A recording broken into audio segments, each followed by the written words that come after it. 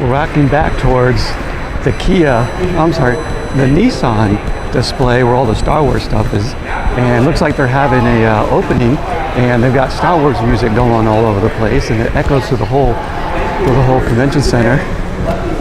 And now they're talking, so we'll see if we can see some stuff. Oh, looks like we've got some stormtroopers.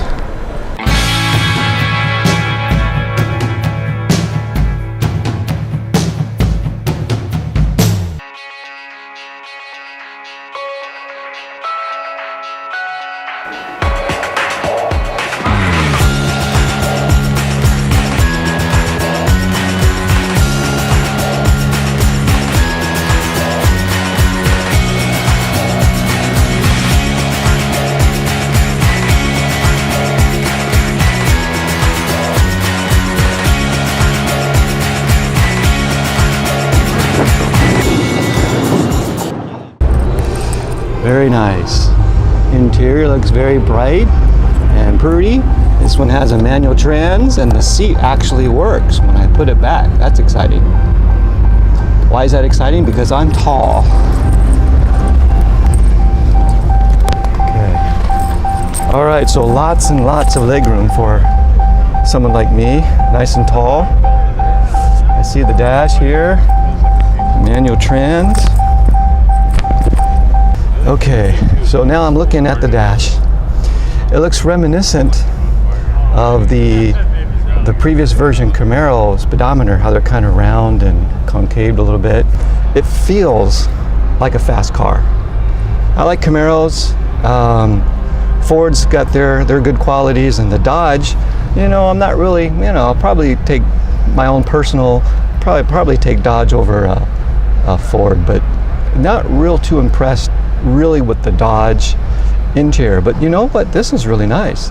But what I like about it is it feels fast, and I'm just sitting in it.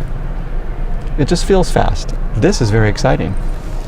Of course, 700 and something horsepower, 777, 170.07, amazing amount of horsepower. It will be fast. But how is that on turns and corners? It probably does very nice if you really stretch the muscles on this car. It's probably more of a straight line car, but so what? It's pretty nice. It feels fast. I'm excited. I'm happy for Dodge because it feels like you can really go in this car. Okay, we're gonna give the Mustang equal time. Like I said, I'm not a big Mustang guy, but what the heck? To get in this and see what it feels like. Now, I'm not saying Mustangs are bad. Of course they're not. They're great cars.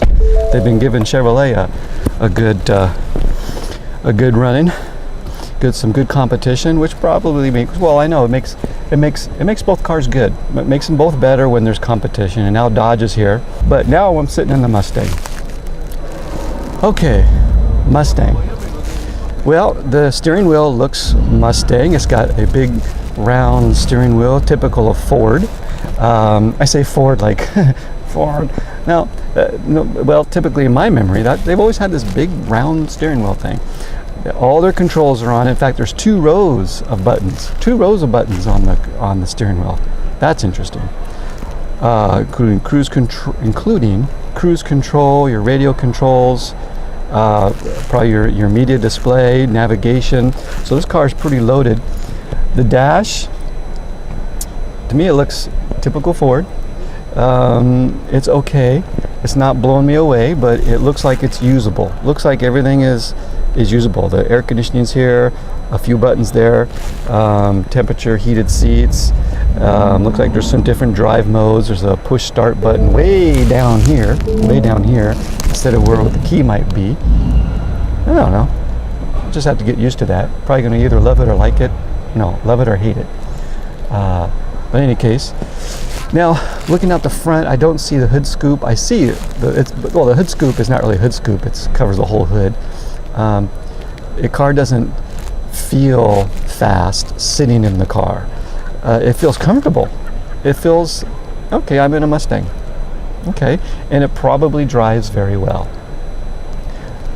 I'm not being blown away. Although I would probably enjoy the driving experience of this Mustang. Typical driving, it'd probably be just fine. But if I had to pick one, I don't think Ford right now, for me personally, is at the top of the list. I don't think it's going to go above the Dodge. I'm trying to give it a chance. Now, don't get me wrong. I mean, the Mustang's a great car.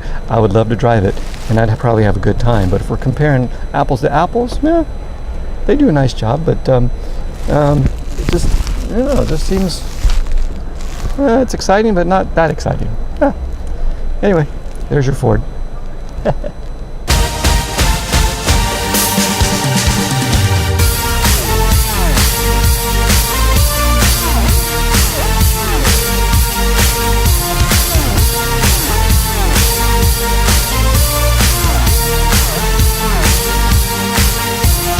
Well, I am sitting in one of my all-time favorite cars. I'm a huge fan of these cars. It's a Porche Panamera, Panamera 4S. I can't always pronounce them right, but I sure dig them. That's just an amazing car. When you sit in it, it just engulfs your body. It just, like a glove. The seat is just fits you. The dash is just right there. The instrument panels, you've got 4 gauges there. The RPM right in the center is the main gauge. Everything else is digital. You don't even see numbers, but when you turn the car on, you see them. Just an amazing car.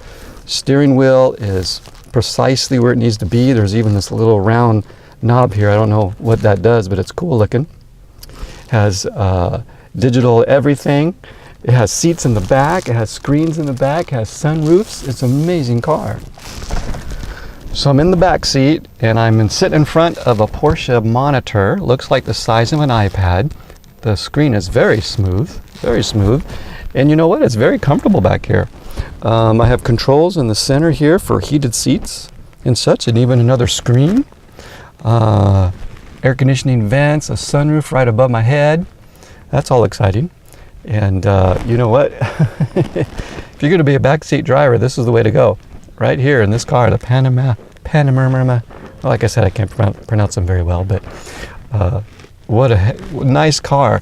You can drive. Shoot, if you're a passenger in this car, I would say, let's go cross country. No problem. No problem. You may not even want to drive. Or you would. I'd want to drive anyway. But my passengers, they're gonna love it. Wow. These things drive. Well, I haven't driven one, but they got all kinds of power. Typically, I had driven Porsches, but not this particular one. Great around turns. Great on straightaways. You know, and some people don't care for the 4-door Panamera, but I like it. I dig it. Man, what a great way to have fun with a sports car and bring the family. You're not going to get crazy. You're just going to have fun with it. Very, very, very, very nice. I really like this car. This is a driver's dream car to drive. It's just everything for a driver you want is here. Just incredible. All right. This is the new Porche Macan GTS. And you know how I know that? Because it tells me right on the dash. It's got a picture of the car and it says Macan GTS. Oh my goodness. Porsche is just amazing what they do. Everything for them is a driver's car. Everything. You get in here and your instincts is to take the steering wheel and drive and just go. It doesn't even matter where you go. You can go anywhere. You can go on the track, the freeway, highway, city roads. It just feels like an all-around great car. I think if you had to buy a Porsche, you'd be happy with any Porsche. Even this Macan, which is a smaller car, still has a clock on the dash like the Panama, and has all kinds of buttons. An incredible amount of buttons on the center console, on the center shifter. Holy cow. The steering wheel is suede. Now, it might be a different material. I don't want to insult Porsche owners, but to me it feels like suede. It's got the Porsche emblem. This Porsche is very sporty. It's got paddle shifters, memory seats. Speedometer goes 175 for a little car like this. It's about the size of a Honda CR-V, really. Everything's leather. It looks like leather inserts with suede inserts. And well, I tell you, this car feels really good. It feels really, really good. Nice cruiser to Vegas. This would be a very nice cruiser to Vegas. You get there in about an hour from LA. Not really. It takes about 3 hours. 4, 3, something like that. Nice car.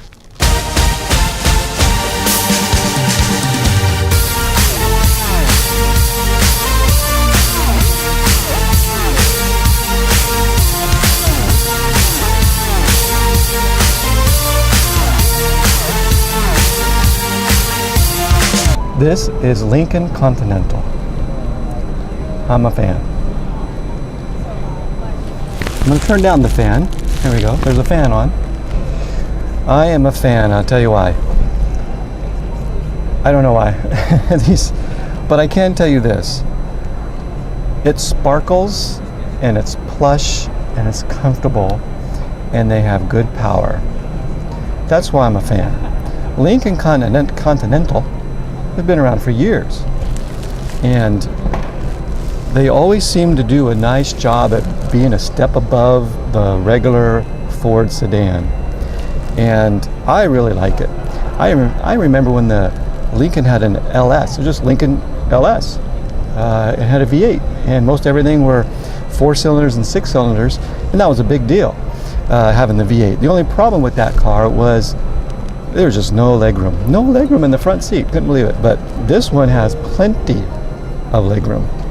The digital dash is nice and big and looks readable. You can see everything here. It has a center screen with all the navigation and all that kind of stuff that these cars normally come with. And you notice with this car they have chrome around everything. But it's not gaudy. It's not ridiculous. It just feels comfortable and plush, and you know this car is going to cruise very well. And I remember as a kid listening to a country western song with the guy singing about his Lincoln cruising, running from somebody. He had some money in the back, or some gin, or maybe some illegal brew, and but he was hot rod Lincoln. And that's nice about the Lincoln, because you get a plush car, but you still get that hot rod sense in the car. And I'm a big fan. It shines. It's very pretty. It's shiny, very shiny. I'm wondering one thing about the shininess. After a few years, how is that going to look? Is it going to look like, oh, it looks dated? Maybe, but as I'm sitting in it under these car show lights, it looks fantastic. This is the kind of car that it just invites you to drive. You get in it and you say, okay, let's go. Where can we go? You know what? It doesn't even matter. Let's just go. You can take this thing around town, to the office, on your road trip, throw the kids in the back, and they'll be comfortable. I don't think they're going to complain. Well, kids complain, right? No matter what, it seems. But you know what? Maybe not in this car. It's just nice. And you know what? It's American. Not too bad. Not too bad. Now, I know I said before, I'm not really a Ford guy. I'm not. But you know what? Lincoln steps up a little bit, which I think is important. And they have their own identity. And I like that about a car, having its own identity. Pretty nice. Sunroof all over the place. Has interior lighting. Oh, that's the show lighting. Pretty nice, though. They put that lighting to sparkle up the chrome and make it look shiny. Maybe if we took that light off, it'd be like, what is this? I don't know. But maybe not. Anyway, nice car. Is a Genesis. It seems to me that Genesis is a Hyundai. Right? Hyundai Genesis? I better figure that one out. But apparently, Genesis has their own display. So whether it's Hyundai or not Hyundai, their own display at the show. And it just says Genesis. The emblem is very similar to Bentley. So I think it is a Hyundai. But we'll find out. Probably a bunch of you already know. But the first to sit in this car, it's just an incredible looking car. It does look, you know what, the outside looks better than the inside, because the inside's got wood, but it's plastic. Now, I know I didn't sit in the Porsche that long to get that spoiled, but it is plastic. The dash looks, it's a digital dash. It looks good. It looks like it's very presentable, very readable. It has a center screen, all the controls in the center. The shifter is a very short shifter, very short-handled shifter. Very short. It's not very tall, and has a center knob, just like BMW. So that's one thing I found out, or I noticed anyway, about some of the imports, Asian, kind of like Kia and Hyundai, and sometimes even Toyota, and maybe not so much anymore. But they would kind of see what the European guys are doing and kind of do that. So I've seen this particular shifter knob in European cars before in something here like this. It does have the paddle shifters, the buttons on the steering wheel. Has a nice surface to it. It's not smooth. It's not rough. It's smooth, but it's kind of like that. It feels like kind of a rubber feel on it. Kind of nice. Looking out the window, it looks comfortable. It feels comfortable. It's probably a pretty good driver. Probably a pretty good driver. And this is going to be their flagship car, Genesis. Not too bad. Not too bad. You know, I don't like that wood. That wood looks terrible because it's grain wood, and they're not fooling anybody. It doesn't look like fake real wood. It looks like just fake wood. We just wanted to put it here because we didn't have anything else to do, or didn't want to spend the money to make it even look like they were trying to pretend that it's real.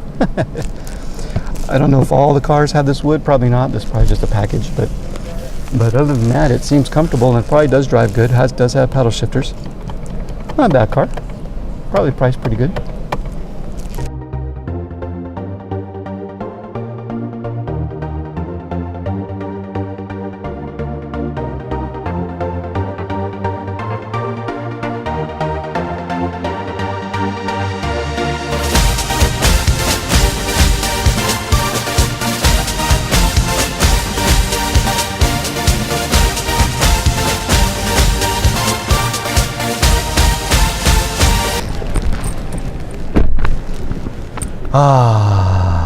This is the Land Rover Discovery.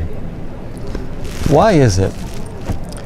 Every time I get into one of these cars, a Land Rover, it doesn't matter which one, I just feel like I'm at home. This is it. Not to take away from any other cars. I mean, there's lots of cars I like. There's room in the garage for a bunch of cars once I have the garage. But I tell you, every time I get into a Land Rover, they just blow my mind. They blow my mind. They are a cut above the competition in my mind in every way, except one: maintenance. Woo. Maintenance is a chore. Maintenance can be a problem because when it breaks, and they have a reputation for breaking often, it can be expensive. That being said, they drive great, and it doesn't even need to be a new one. I used to sell the Discovery 2s, the 2001, 2002 Discovery 2s. Phenomenal car, just drove fantastic. Now this is the latest version of the Discovery, which really doesn't look a lot like the Discovery. It looks pretty much like the Range Rover. Kind of looks like they're making everything look less boxy, more rounded, more luxury, like the Range Rover. Now the Range Rover is still the king of the hill with the Land Rover, but this one is still the Discovery, and it's still nice. You've got just a beautiful steering wheel, and the controls are unique to the Land Rover. You don't see these kind of controls on other cars. Other controls, they just seem to have them placed on the steering wheel because there's some space there. This one, they've thought it out and created a design to go along with it. Everything is digital. Everything. There's not a single gauge that I can see right now. It's just a glass cockpit. But you're looking at the window, the seating is just, It just feels so comfortable. So comfortable.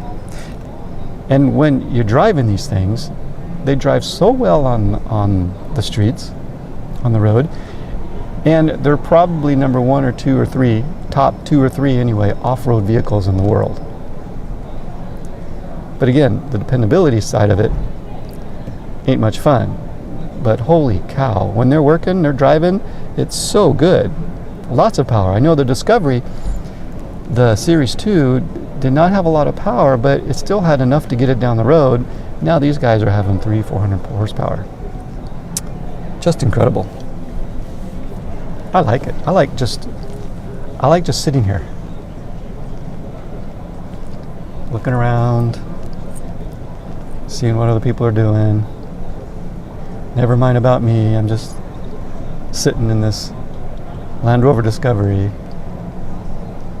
Yeah, Range Rover's around, you know, and I don't mind this over the Range Rover. Range Rover's a heck of a car, but I'm okay with this.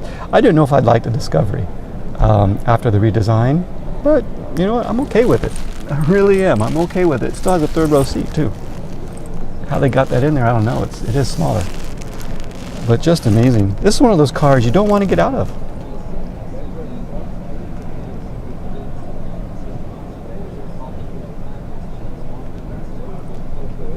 But eventually I'm going to have to get out of it.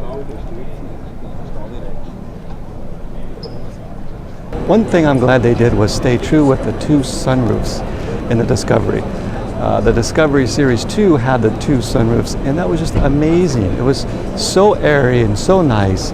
You could just see everything. Great for off-road, on-road, and they've done the same thing with this one. They kept the 2 sunroofs. I think that's fantastic. Good job, Land Rover.